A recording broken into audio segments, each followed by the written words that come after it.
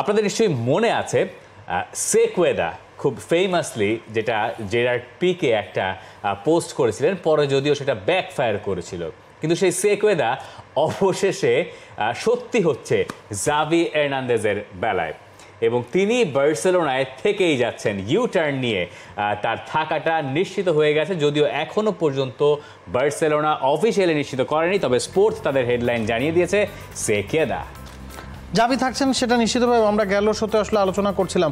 বার্সেলোনার জন্য এটা খুশির সংবাদ, কারণ খুব বেশি অপশন ছিল না, এবং জাভি বার্সেলোনার একজন লিজেন্ড হিসেবে আমার কাছে মনে হচ্ছিল একটু তাড়াতাড়ি আসলে ক্লাব ছাড়ার ঘোষণা দিয়ে ফেলেছিলেন।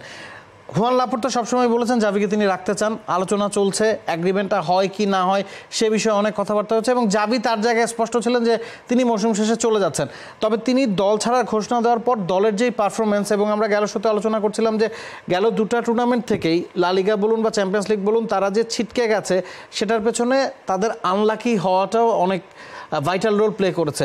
সে কারণে হয়তো এই দলটার উপর তার সেই বিশ্বাস আছে, বা নতুন যে প্লেয়ারদেরকে তিনি উঠে আনার চেষ্টা করেছেন সেই জায়গাতে তিনি অনেকখানি সফল, এবং নতুনদের নিয়েই কিন্তু বার্সেলোনাকে সামনে আগাতে হবে। ওই লা মাসিয়ার প্লেয়ারদেরকে নিয়ে এগোতে হবে। ট্রান্সফার মার্কেটে আপনি খুব বেশি টাকা খরচ করতে পারবেন না। সে কারণেই আসলে আমার কাছে মনে হয় যে জাভি আসলে পারফেক্ট ক্যান্ডিডেট লা মাসিয়ার খেলোয়াড়দের নিয়ে এই বার্সাকে সামনে এগিয়ে নিয়ে যাওয়ার ক্ষেত্রে। জাভি হার্নান্দেজের টাইমলাইনটা যদি আপনি দেখেন, জানুয়ারি মাসের 28 তারিখে তিনি জানিয়েছিলেন ভিয়ারিয়ালের কাছে হারের পর ঘরের মাঠে যেটা বার্সেলোনা 5-3 গোলে হেরেছিল, এরপরে তিনি জানিয়েছিলেন যে তিনি আর বার্সেলোনার কোচ হিসেবে থাকবেন না।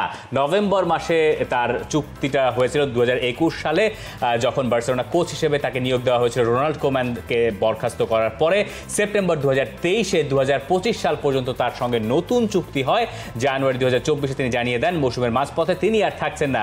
এপ্রিল 2024-এই আরও একটা ইউ টার্ন। এখন জাভির সামনে চ্যালেঞ্জ কি, জাভিকে কেন রাখা হলো, অনেকগুলো প্রশ্ন আছে, প্রশ্নের অবতারণা হওয়াই স্বাভাবিক। এবার আসুন প্রশ্নগুলোর উত্তর আমরা একটু একটু করে খোঁজার চেষ্টা করি। ভুলে গেলে চলবে না, জাভি হার্নান্দেজ এই বার্সেলোনাকে মাত্র এক মৌসুম আগে লা লিগা জিতিয়েছিলেন, তার প্রথম ফুল সিজনে তিনি লা লিগা জিতিয়েছিলেন। এইবার তার জন্য ইনজুরি বড় একটা দুশ্চিন্তার কারণ ছিল, কিন্তু এইখানে তার জন্য পজিটিভ দিক যেগুলো ছিল যে লা মাসিয়ার ফুটবলারদেরকে তুলে আনতে পারা, এবং লা মাসিয়ার ফুটবলারদের ভিতরে কে আছে? লামিন ইয়ামাল আছেন, পাউ কুবার্সি আছেন, ফার্মিন লোপেজ আছেন। এই ফুটবলাররা বার্সেলোনার নতুন দিনের সারথি। এখন এই ফুটবলারদেরকে রাখার জন্য বা এই ফুটবলারদেরকে চালানোর জন্য জাভি বাদ দিয়ে এই মুহূর্তে বাজারে ওই অর্থে বার্সেলোনা মেন্টালিটির কোচ খুঁজে পাওয়া একটু কঠিন।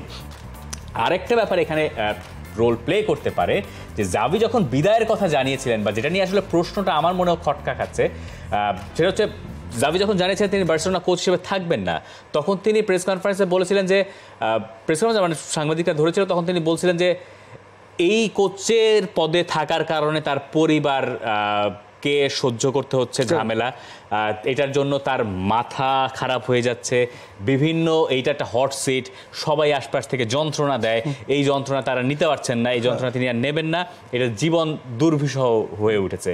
তো সেখান থেকে আসলে কিছু কি পাল্টেছে? এরপরে একটানা 13 ম্যাচ তার দল জিতেছে, কিন্তু যে কারণে তিনি চলে গিয়েছিলেন সেই কারণ তো এখনো মানে স্পষ্ট, সেই কারণটা নিয়েই তো তাহলে জাভিকে থাকতে হবে। এবং জাভি যখন লা লিগায় 2টো লাল কার্ড দেখলেন, পিএসজির সঙ্গে তিনি লাল কার্ড দেখে মাঠ ছেড়ে বেরিয়ে গেলেন, তখন তো তার কোচ হিসেবে তার থাকা না থাকা নিয়ে প্রশ্ন ওঠাটাই খুবই স্বাভাবিক।